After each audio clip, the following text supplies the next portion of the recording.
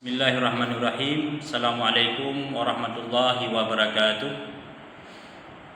Saya Amiruddin LCMA, salah satu peserta PKDP, yaitu peningkatan kompetensi dosen pemula PTP UIN Ar-Raniri Banda Aceh tahun 2026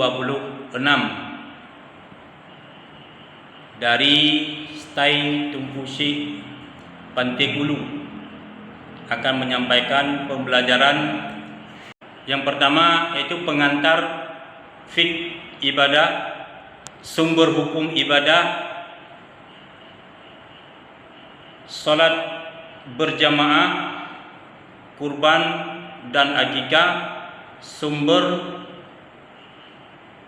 hadis, hadas dan najis, wudu dan mandi junub, salat berjamaah, puasa wajib dan sunnah, permasalahan dalam berpuasa, zakat, haji dan umrah, kaidah fiqh dalam ibadah, problematika ibadah kontemporer.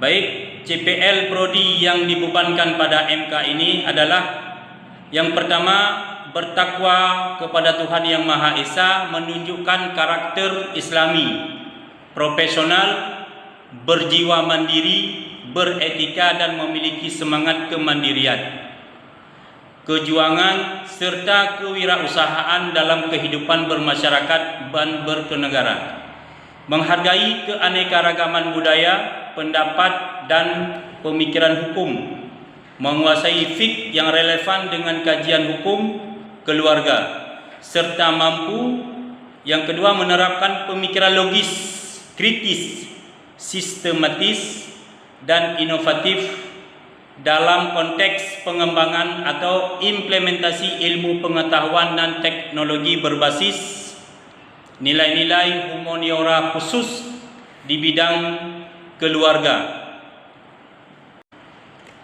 Capaian pembelajaran mata kuliah atau disebut dengan CPMK. Yang pertama, CPMK 1 menunjukkan sikap religius, berakhlak Islami, disiplin dan bertanggung jawab dalam memahami serta mengamalkan ketentuan ibadah sesuai ajaran Islam. Yang kedua, CPMK kedua menguasai konsep, dalil, hukum, syarat, rukun dan tata cara pelaksanaan berbagai bentuk ibadah dalam Islam berdasarkan Al-Quran, hadis dan pendapat ulama. Dan CPMK 3 menganalisis permasalahan kontemporer terkait ibadah secara logis, kritis dan argumentatif dengan mengacu pada kaidah fiqh dan sumber hukum Islam.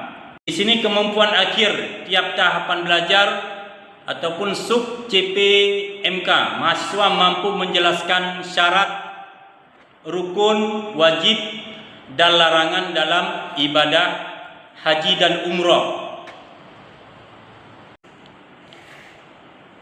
Pertemuan ke-10, haji dan umrah. Haji adalah ibadah mengunjungi ke Baitullah, yaitu Kaabah di Mekah, untuk melakukan amalan tertentu pada waktu yang telah ditetapkan. Ibadah yang termasuk dalam rukun Islam kelima ini wajib hukumnya bagi setiap muslim yang mampu secara fisik, finansial dan spiritual minimal 1 kali seumur hidup. Umrah adalah serangkaian ibadah dalam agama Islam yang dilakukan dengan cara mengunjungi Kaabah di Masjidil Haram, Mekah, untuk melakukan tawaf, sa'i dan diakhiri dengan tahallul. Sering disebut sebagai haji kecil. Ibadah ini bersifat sunnah dan dapat dilaksanakan kapan saja sepanjang tahun.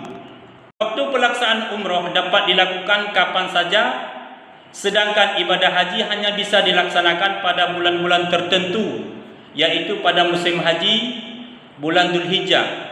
Hukumnya menurut kesepakatan sebagian ulama besar, umrah berhukum sunnah, sedangkan haji merupakan ibadah wajib, yaitu rukun Islam kelima bagi yang mampu.